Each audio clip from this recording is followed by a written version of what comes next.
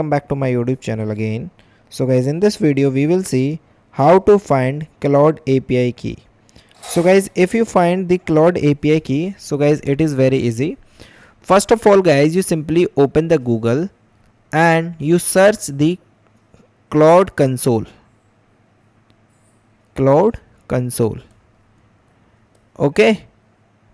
Sorry guys, it's not Claude, it's a Claude. So you simply search CAL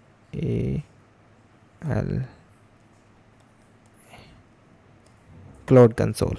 Okay, after that you click the option of first link. When you click it, so guys, it asks you some detail for login.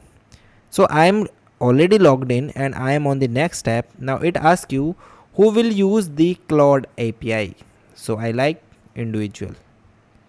When I choose this, so it will redirect me to the next part, which is it asks you for by using the credit to get start. So it's recommended me that I need to purchase with 20 USD. I'm just skip for now.